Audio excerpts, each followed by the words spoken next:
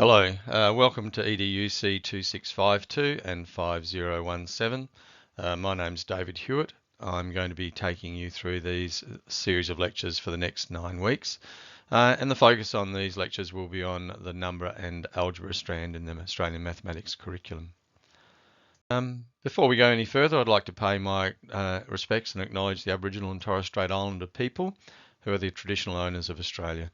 I'd also like to acknowledge those elders past and present and those emerging and thank them for their wisdom and guidance as we share and learn and collaborate together. Before I get started, I'd just like to take a moment to just talk to you about Derek. Derek was a personal friend and a close colleague for the past 40 years. Those of you who might have had the privilege of meeting Derek or even being one of his students will know the quality of the man. His great sense of humour, his love of teaching and education. He's a brilliant maths writer, and then sadly, suddenly he passed away on the 4th of November last year. I feel privileged to be able to pick up in a way where Derek's left off and just take you through this journey following in his footsteps. So thank you, Derek. My name's David Hewitt. Sorry I haven't got my video up and going, but there's a photo of me smiling. And it's a photo from the future because that's me sitting at the 2023 Grand Final and Fremantle's just won. And we've won by about 3 goals and you can see I'm really happy. But going back into the past, my career has been quite extensive. The first third of it was as a teacher and a principal in the government system all around the state. Finished up on Cocos Island as principal, which is a highlight of my career. The second third was characterised by as a principal in the independent sector and then working for the Association of Independent Schools and then working overseas in the United Arab Emirates and in Malaysia on education reform projects and heading that up. And then I've also been a principal in Bali and I've also done some work in Bangladesh. During that time, I've also continued my interest in mathematics and I was fortunate enough to have Paul Swan be able to work with Paul on various projects, and I also did some lecturing at ECU and also wrote the UWA primary maths course at that time. The last third of my career has been characterised by coming back in the department and then working with the West Australian Primary Principals Association, working with their members, principals and deputies as a professional support and colleague with a bit of a wellbeing focus and making sure that they are in a great place being the leader of the school that they're working at.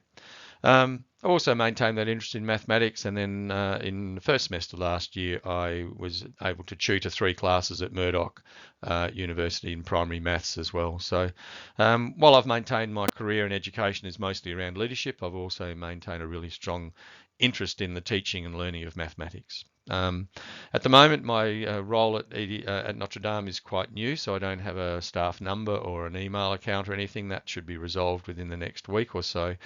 But if you'd like to contact me, feel free to email me at david@edn.net.au and I will respond quite quickly. For those coming to my tute on the Wednesday, I believe it is, I will give you my mobile number in case you need to contact me in that space as well. Anyway, without further ado, let's move on. Maths 3, Measurement and Geometry. This is semester 1, obviously, and really it's going to be up to you. You've got to take responsibility for your learning as would be expected and to be up with your lecture and your tutorial schedules and make sure that you do take time to watch the lecture before the tute so you're well aware of the content that's going to be covered during the tutorial. And also it's your responsibility to look at the requirements for assessment. I'll be talking to you a little bit more about these as the term progresses, but at the moment it's really up to you. I'm still coming across the up to speed with the land height as well, and I'll give you some information about that should it be relevant to you. So let's move on. So what doors have you come through? What are you thinking about? What is mathematics? If this is brand new to you and you haven't touched mathematics for quite a while, what do you think mathematics is all about? What does it mean to you when someone says mathematics to you? Well, quite quickly, the quote that I've got there is mathematics is the science and the study of quality, structure, space and change. Mathematicians seek out patterns, formulate new conjectures and establish truth by rigorous deduction from appropriately chosen axioms and definitions. Now you can see that there's a lot of jargon, there's a lot of words in there, there's a lot of language that we need to unpack, not just from a literacy point of view, from also a mathematical point of view. And this is something we need to be conscious about when we're looking and teaching students as well. The second paragraph is quite interesting as to whether there's a debate over whether mathematical objects such as numbers and points actually exist, or are they just figments of our creation? Are those things that we've created to make sense of our world? And it might be an interesting topic that we'll push through as we go through these lectures. But again, what is your understanding of mathematics? What do you believe it to be? What is going to be your focus and your emphasis when you come to teach it? Nice little video to take the focus off me for the time being, so sit back and enjoy this.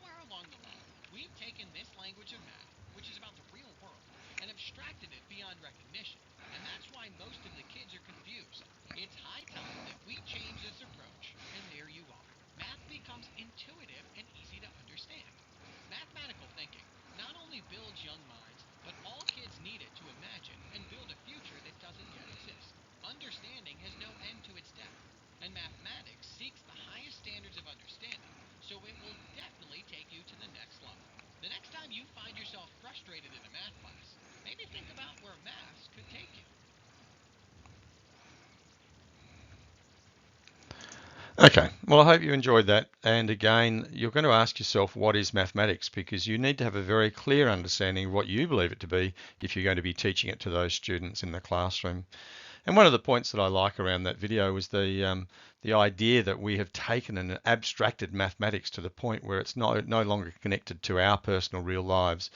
Your role in the classroom is going to be, how do we connect the mathematics that we're teaching the students to their real life living, if you like. So it's up to you. You need to decide, what is mathematics. Hattie did some really interesting research around who's the most important influence in the student's life. And you can see on the left-hand side, the student actually brings about 50% to it and teachers nearly 30%, and the rest are between that 5 to 10%.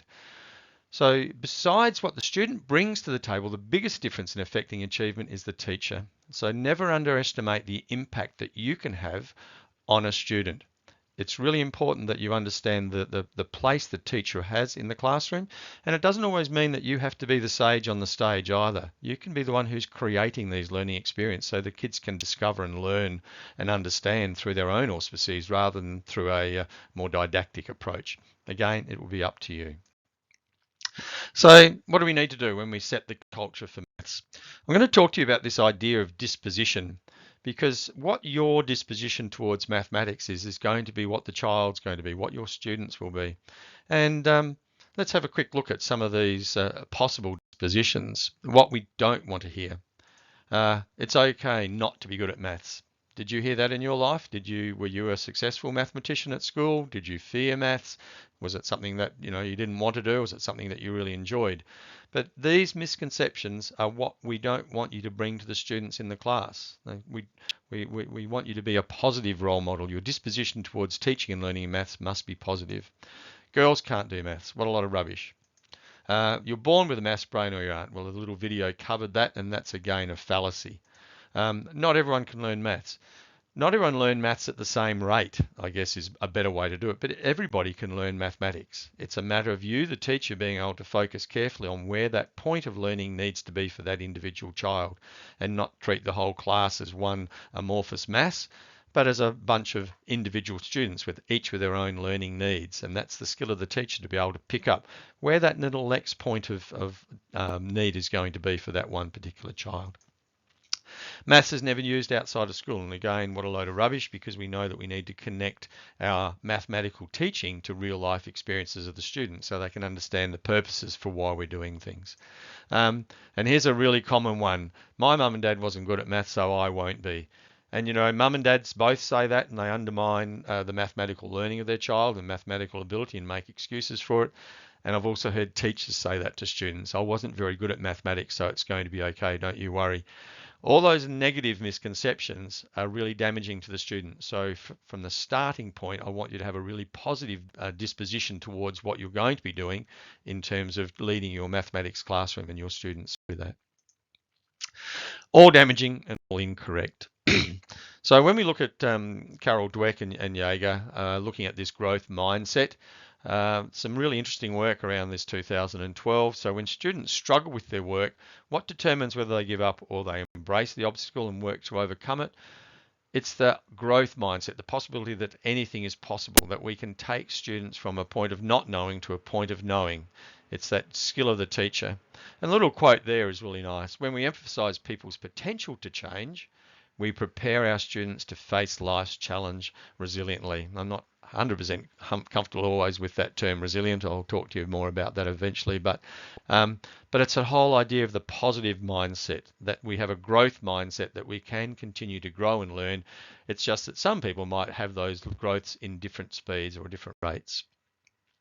So again, Carol Dweck in 2006, 2 implicit theories of intelligence appear to create different psychological worlds, one that promotes resilience and one that doesn't. The one that doesn't is the fixed mindset. The intelligence is fixed. It's not about a measuring ability. It's a world of threats and defenses, a very negative place we don't want to be. Where, of course, the alternate is the growth mindset. And this is what we'd like you to take into your classrooms and also to give your children, your students. The growth mindset is where intelligence can be developed. Everything, the challenges, the efforts, the setbacks, all those things that we possibly would sort of see as negative previously, is actually what helps us learn and grow. It becomes a world of opportunities to improve. And can you see how that word disposition now comes to play? What is your disposition to your teaching? Do you have a fixed mindset around your students and their ability to learn, or do you have a growth mindset about their possibilities? And then if you have a growth mindset, guess what the students are going to have? Continuing on this, resilience, research shows that believing intelligence is fixed and unchangeable can lead students to interpret when they have academic challenge, it's a sign they lack intelligence. And again, it's a misconception that we don't want to promote. So students' mindsets can be changed, and that doing so can promote resilience. And resilience is really just the opportunity to be prepared to work through those challenges. It's when students come across something that's difficult that they need some strategies or some support to take those next steps. We don't want them to give up. We want them to be able to grow through those steps and come to a resolution that's comfortable for them. Now, here's the positive side of the messages and the disposition that you can take. So everyone can learn maths to the highest level, so the highest level that they're particularly interested in. The second one, going across the top in the middle, mistakes are valuable. We also learn from our mistakes. Do you have that same belief that you learn from your mistakes, or are you critical when you make a mistake, or do you give up? What do you bring to that? What's your disposition around making errors? Questions are really important. And as I tell my students, the worst question is the one that's never asked. It's not that someone can't ask enough questions, because we need to be able to be prepared to respond to those and We'll talk about Vygotsky a bit later, but have that just-in-time learning for the students. Along the bottom line, maths is about creativity and making sense. And I love that sense that we can be creative around maths. We can play with it. We can have fun with it. Too often we think it's this serious rote learning, only tables kind of thing. But no, that's wrong. We need to make it creative and enjoyable. Maths is about connections and communicating. It's got its own particular language. It's got the symbols. It's got the symbols, the graphs, and the language within that, the mathematics, that we have to teach mathematical literacy to the kids so that they can communicate. A maths class is around learning and not performing, so we don't do assessment to death in terms of measuring performance, but we use it to measure learning. And another one that we get caught up with in this is that depth is far more important than speed. It's so much more important that the students understand to a deep level of what you're trying to do in a class than to go, oh no, today's number, tomorrow we're going to move on to measurement and geometry. Take the time to go deeply into these concepts so the children do have a deep understanding of what it is that they're learning. Goldman and Pellegrino, students do not come to the classroom as blank slates. Rather, they bring conceptions of themselves and their worlds, which include beliefs, knowledge and language and discourse practices. These conceptions come from different experiences in their homes, community, and their prior schooling. So everybody's different. Excuse me, my voice. And we need to understand what is it that each student brings to your classroom. They're not all the same. They have these experiences, they have this knowledge, excuse me, and they're not just a blank slate, or as that little image is showing, we're not there to just pour knowledge into their brain through the funnel. We're here to help them learn and to understand. And to do that, we're going to talk around this concept of constructivism, because this is the pedagogy we want you to bring with the positive disposition that you're bringing. It's around this being able to construct the students' knowledge with them for themselves. So first part there, central to constructivism is the notion that learners play an active role in constructing their own meaning. It's not for a teacher to be a didactic process, if you like, teaching down to the students all the time. It's actually involving the kids in an active role in constructing their own learning and meaning. Knowledge is not fixed. It's not seen as fixed and independent. It's constructed and shaped by experience, which we've gone through before. And then social constructivism acknowledges that although learning is a personal interpretation of the world, the environment in which learning is taking place and learning that requires social interaction is vital. And this is a really important thing for you to understand for how you set up and structure your own classroom and your learning experiences in there. Continuing on the same vein, constructivism approaches require learners to be active and confident. It's that growth mindset that we need to underpin. And you can see there's even some work to do developing that growth mindset, perhaps even before you start this constructive learning within the classroom for their mathematics. It's all part of being a teacher and a primary teacher of the whole class and across all subjects. Constructivism emphasises problem solving and understanding, and again, to have problem solving, we've got to be prepared to face challenges and blockages in our learning journeys, because we need to be able to solve the problems by continually continually working through to a solution, and then understanding what works and what doesn't.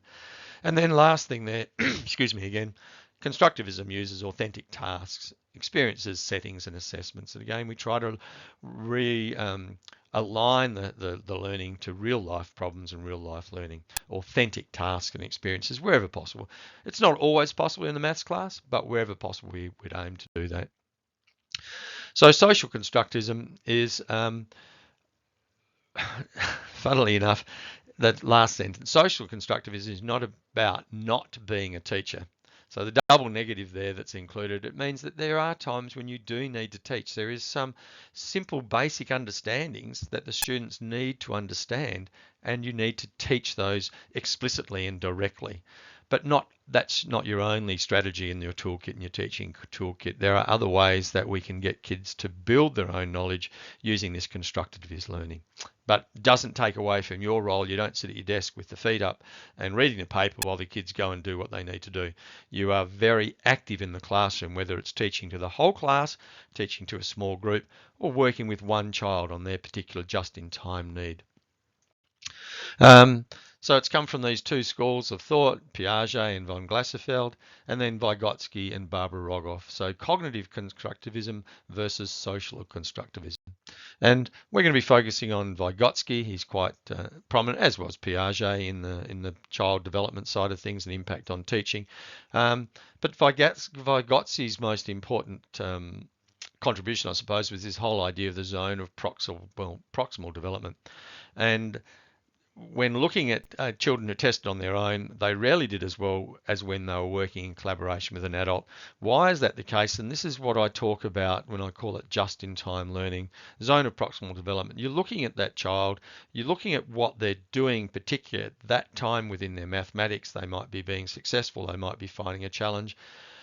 The zone of proximal development requires you to, what's happening around that particular child? What level of understanding does he or she have at that particular time, and what's required to move them that one step forward? Now, not every child's going to have the same needs. That's why you need, as a teacher, to know not just what you're teaching for this particular day, but what's led up to those, what elements led up to that particular piece of knowledge, that if the child doesn't have it at that time, the zone of proximal development might require you to go back 2 steps and reteach some things, or the child might have missed that and you need to reintroduce that. So the zone of proximal development is around what is it the child needs. I call it just-in-time learning. At that time, what is it the child needs? It might be taking them back a couple of steps, or it might be taking them forward a couple of steps. But that's the idea of what's the zone of proximal development. You can read more about Vygotsky in that yourself. What's happened to that? Sorry, the slides dropped off there. But the process engagement with the adult enabled the students to refine their thinking and their performance to make it more effective. Why does that happen? Because that's when you are teaching and the child is learning. You're actually working with them to co-construct their own learning. And then the little cartoon, sorry, the other one's been cut off there, but I expect you all to be independent and innovative critical thinkers who do exactly as I say. Well, perhaps not. So here's the zone of proximal development. It's where the child is comfortable. The zone is actually, in this case, leading slightly to the right. And we don't take them so far that the learning becomes too abstract or too out of their understanding, because we've missed that zone of proximal development. For me, that zone also sits more as where the child is comfortable to be more central. And I think the zone of proximal development sits prior to and post that learning. But again, in this case, it's what does the child need just in those next steps to get them to that next sequence of learning, if you like. I hope that's clear. Oh, there you go. I don't know what's gone there. So, in summary, what is constructivism? Well, it's active, it's reflective, and it's social. So it's active, the child is doing something, the children are actually doing something. It's reflective, it gives them a chance to look at their learning and think about what they're doing. And it's social, it's around communicating their thoughts and ideas with other students in the classroom or with yourself. Socially constructed. So let's move on to the Australian curriculum of mathematics, and you should be familiar with this. If you're not, there are 8 learning areas, and in the maths particular one at the moment is the 3 strands: statistics and probability, measurement, geometry, numbers and algebra. And today obviously we're going to be looking at numbers and algebra today and through the period of the lectures. And then down in the bottom right-hand corner of that little fan, you'll see the 4 proficiencies: reasoning, problem solving, fluency and understanding, and we'll unpack those as we go. Pretty important to understand what the Australian curriculum aims to ensure that students do. So those 3 dot points, I'll just go through them quickly. 1, I think the most important thing is they are confident, creative users and communicators of mathematics, able to investigate, represent and interpret in their personal work and lives as active citizens. The 2nd dot point is around increasingly sophisticated understanding of mathematical concepts and fluency, and it's that sophisticated understanding that the curriculum takes them through. In the middle of that paragraph, they're able to pose and solve problems, and they're able to reason. We'll talk about what reasoning is a little bit later as well. And then, of course, the last dot point is around connecting those areas of mathematics. So they're not discrete units, they're all interconnected. And how we can connect them and make them understandable across those disciplines is really important, again, to your work in the classroom. See this word on the second last line, enjoyable. Okay, I think that's something that we always should be striving to do. Again, it goes back to that positive disposition that you bring, the growth mindset, but it's also around making these experiences enjoyable for the kids. I mean, remember the last time you were bored listening to, you might be bored listening to me now, so you've probably turned off. How do we make these learning experiences more engaging? How do we engage the kids in their learning so that they can enjoy it? There's nothing wrong with having fun in teaching, I can tell you. So the key ideas, as we've sort of covered, we talk about the proficiency strands of understanding, fluency, problem solving, and reasoning. That's not 1 o'clock yet. Anyway, the proficiency strands, as described here, describe the actions in which students engage with their learning and using content. While not all proficiency strands apply to every content description, they indicate the breadth of mathematical actions that teachers then emphasise, and we'll be going through those for you. So what are they? The proficiency strands are integral parts of the content. We just don't look at the content. We're looking at how the content is going to be learnt and then applied, if you like. The middle paragraph, this proficiencies reinforce the significance of working mathematically within the content and describe how the content is explored and developed. This whole concept of working mathematically is really important. This is where we call the kids mathematicians, because they're not just focused on the content, they're looking at how they can work within that, how they can develop it, how they can create it, how they can connect it. And then the last sentence there, they provide the language to build in the developmental aspects of learning mathematics. The achievement standards reflect the content and encompass the proficiencies. For me, the most important word in that little paragraph is language. We need to be really careful about the language that we use in a mathematics classroom, and we teach explicitly and or directly the language that's required for the children's understanding. We shouldn't assume that they pick up the language by osmosis. We need to teach it quite clearly and possibly before we actually develop the content, but more likely while we deliver the content. So here's the proficiency of understanding, and we'll just go through some of these key terms again. So the first thing is the students build a robust knowledge, and notice that word robust. It's really important, that adjective, robust knowledge of adaptable and transferable concepts. They make connections between related concepts and apply those. They develop an understanding of the relationship between why and the how of maths. This is the basic understanding we're developing. And then they build understanding when they connect related ideas, when they represent concepts in different ways, when they identify what's in common and the differences, and then they describe their thinking mathematically and they interpret mathematically information.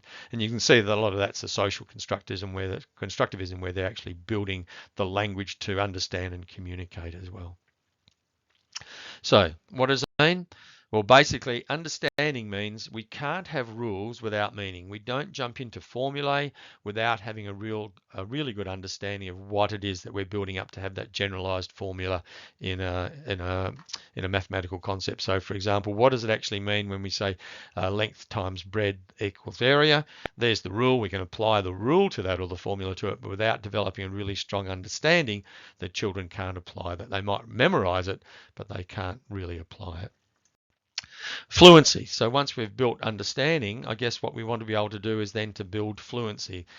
The proficiency strands aren't necessarily a sequential order, but you can see where they may develop one before the other.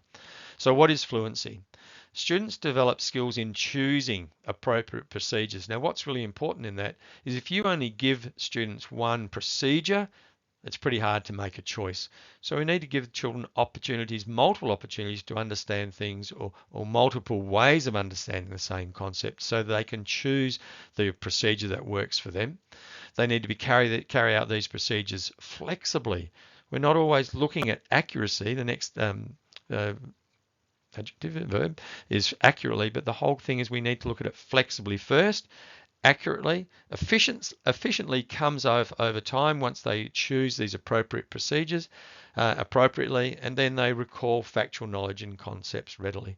So students do need to know their tables because we don't want a child trying to work out a complex mathematical operation if they don't know what 6 sevens are and if they can't take that fluently.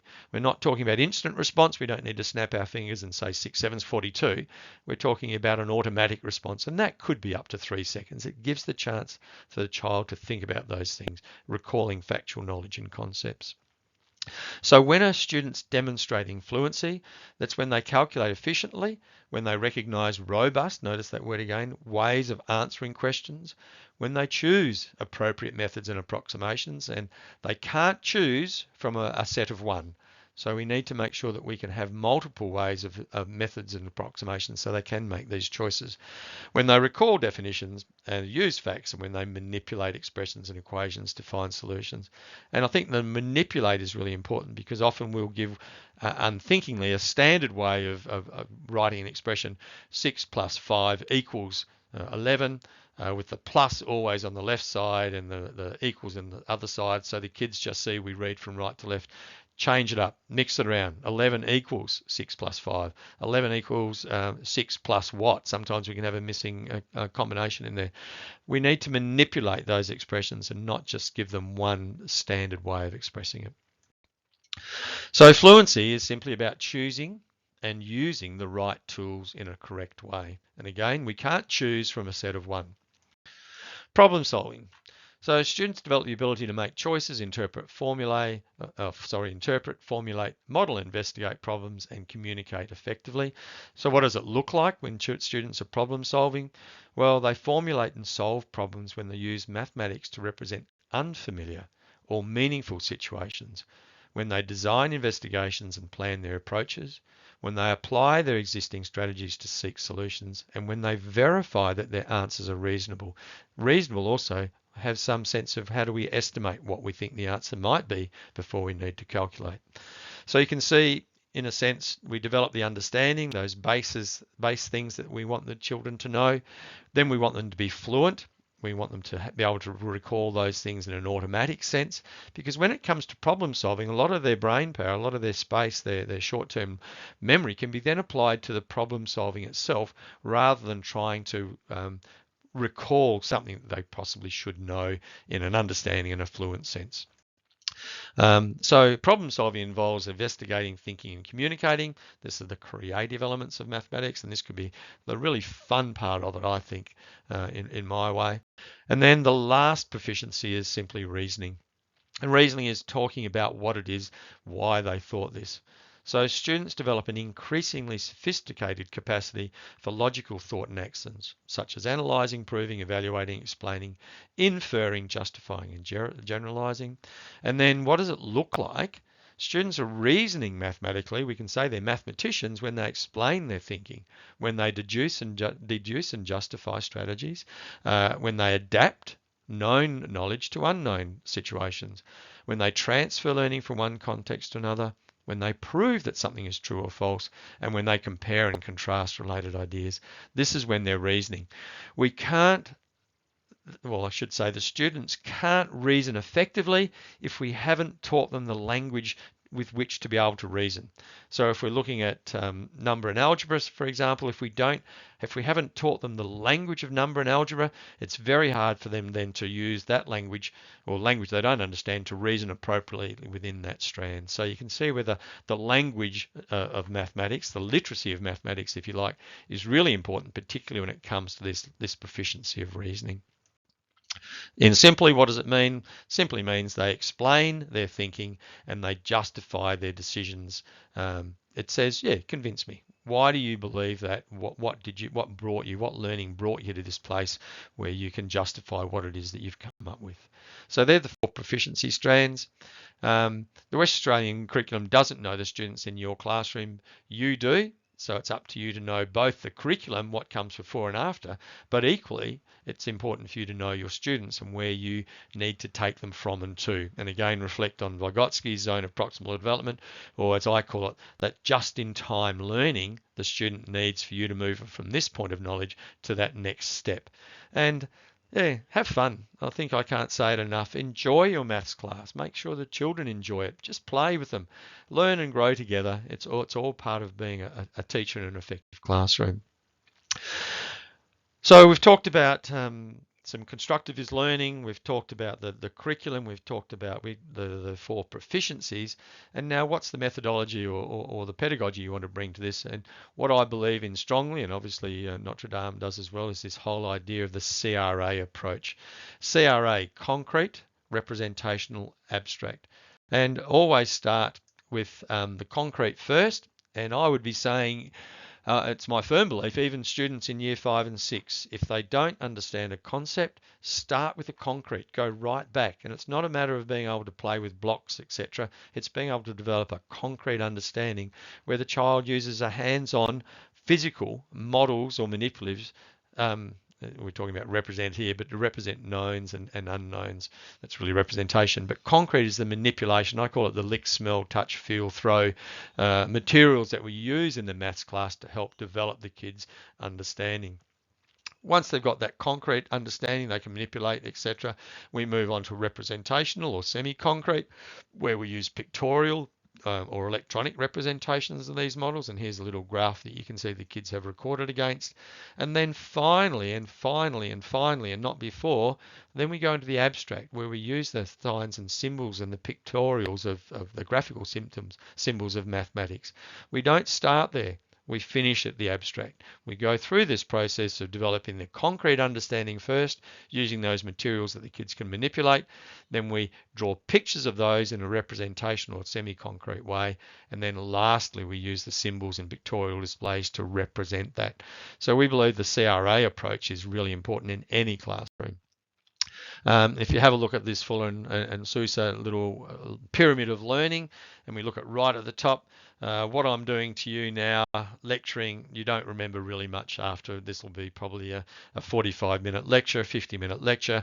What I've said to you don't remember much. But if you look down the list here, reading 10%, we return when we see something, because about 70% of our senses are through sight. When we are demonstrated something, we can touch it. When we can talk about it, 50%, we can actually do it, 75% of knowledge. And look at this, when we teach others to do it, 90% of the knowledge is retained. So here's another lesson for the classroom. Get children to teach each other within these small groups or the whole group so that they can consolidate the learning that they're providing. It's a part of, would you believe, probably the reasoning proficiency when you're now explaining what it is that you believe in terms of what your knowledge is. So what's the best thing that we can do? Teach others. What's the worst thing? What I'm doing to you now in terms of lecturing. So my apologies for the methodology here. And again, this is just looking at how over a period of time, what do we remember? So if you look at the bottom axis, the x-axis, over 40 minutes, and again, Fuller and Sousa, when we set the objectives for the lesson and examine the accurate existing knowledge, the graph grows. Okay, and when we teach new concepts, etc., there's a flattening. We drop off when we're in that process. When we practice using work examples, small group work, we come back down, and then it starts to build. So when we identify similarities, pick out the main point, take notes, question for understanding, and then it starts to build and again plateaus when we come to this takeaway messages or re-explain and convert knowledge into another format, or students prove what they have learned as what has been taught. So if you reflect back to the little pyramid, the most effective is when students teach others or teach the teacher what it is that they've learned.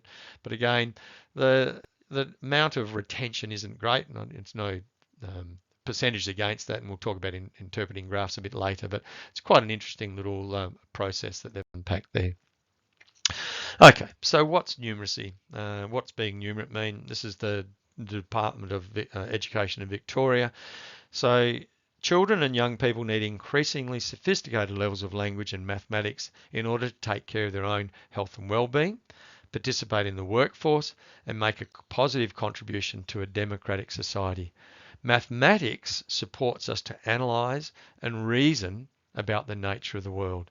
When they're being numerate, this is what the students are doing. They're analysing and reasoning about the world that surrounds them, and their knowledge of the world, which again between students will vary. So let's have a look at the numeracy side of things. Here's two really good ads. In this first one, you can pay $10 a month, or you can pay $199 for 18 months to join the fitness club. What a bargain. Which one would you choose?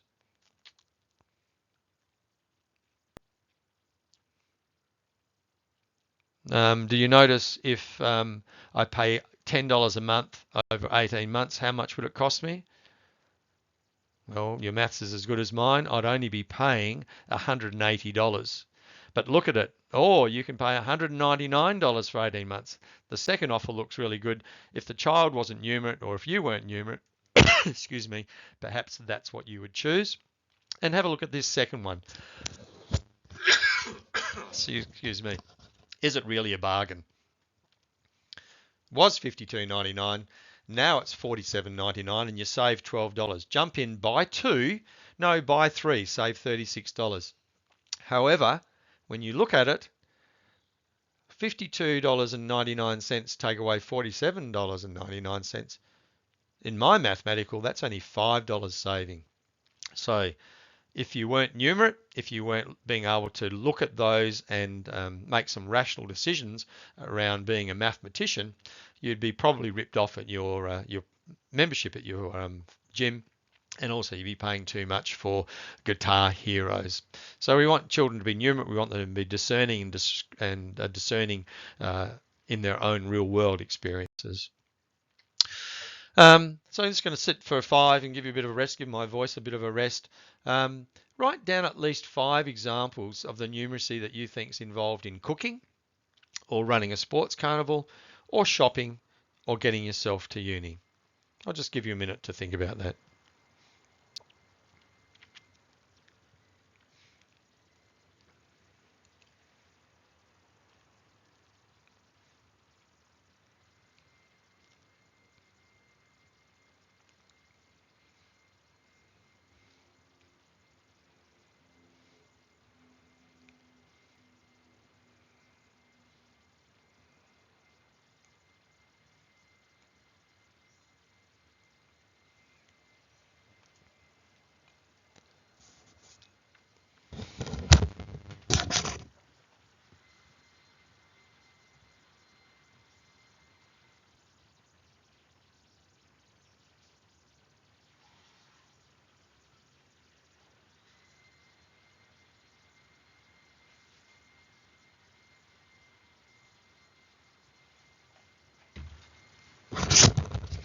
Okay, so hopefully you've been able to make some thinking around that. Cooking, obviously, we need to be able to measure, weigh. We need to understand units of measurement in terms of milliliters or grams or whatever. Running a sports carnival, we need to have some sense of timing and times, lengths, in terms of running or perhaps the throwing events. Shopping, quite clear. The numeracy involved there is quantities as much as the money side of it. And then getting self to uni is reading schedules and timetables and perhaps the clock as well. So lots of things in your everyday life require you to be numerate. So, but numeracy is not a synonym for mathematics, but it's clearly interrelated. I think mathematics is part of numeracy, and numeracy is the whole thing. So, for example, when we talk about literacy, we talk about spelling, reading, writing, grammar, etc., etc. Not one of those individually creates a literate person, but the totality when they come together creates literacy. And numeracy is the same. So it's not mathematics per se, but mathematics is integral in numeracy. And the Implemented Mathematics curriculum has a responsibility for introducing mathematics, which is able then to underpin your students' numeracy itself. Critical numeracy. So critical numeracy is an appreciation of how mathematics is used to describe and play in our world. And here's the thing, make discerning decisions about everyday issues that involve mathematics. And those 2 examples, the gym and the Guitar Heroes, are examples of where you need to be able to make discerning decisions about everyday issues. And if you don't have the mathematics to do that, then it's very hard to be numerate. In ancient times, having power meant having access to data. Today, having power means knowing what to ignore.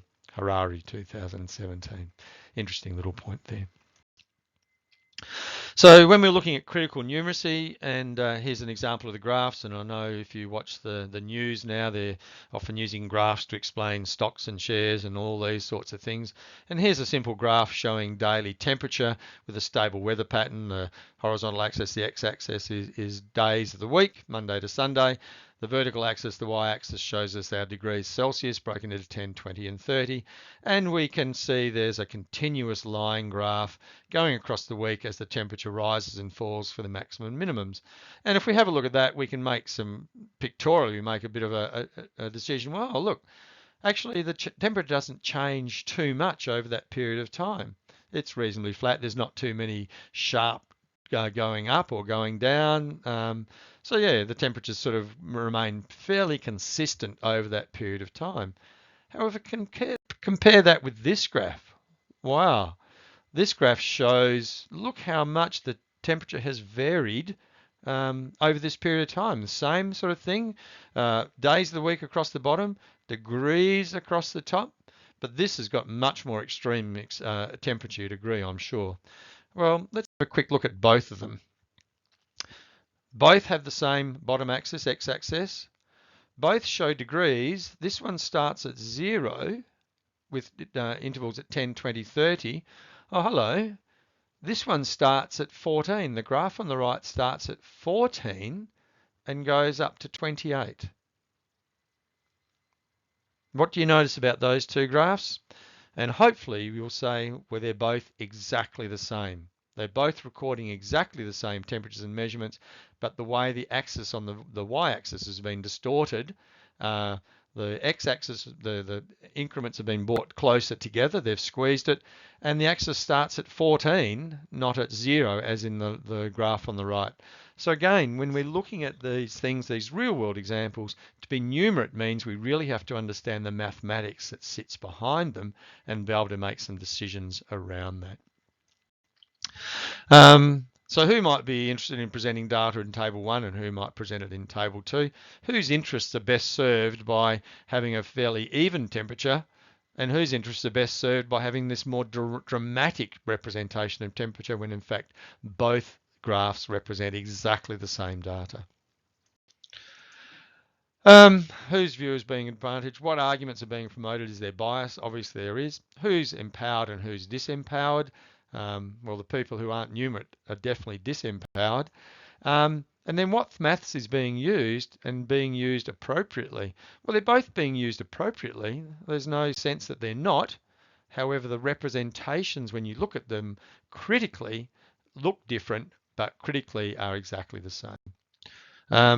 So again, why are motor vehicles often advertised at 19,990 rather than 20,000? Oh, well, who knows, but probably because we think that the 19 of it is going to be much cheaper than the 20 part. So again, we ask ourselves critically, whose view is being promoted and what's the advantage? What's the argument being promoted and is there a bias to it? Who's empowered and who is disempowered by this knowledge, and what mathematics is being used and is being used appropriately or inappropriately? When we can unpack those four questions, then we can say we are being critically numerate. Okay, well, as we said, the lecture mode is probably not the best way that you can retain all this information. So thanks for participating. Thanks for joining me. Thanks for being involved at various parts. Take time to review this as you like. Most importantly, enjoy your week. And we can't finish with without a little bit of a joke, I suppose. So the square root of 9 is 3. A, B, or C? Which one do you think is the most important one?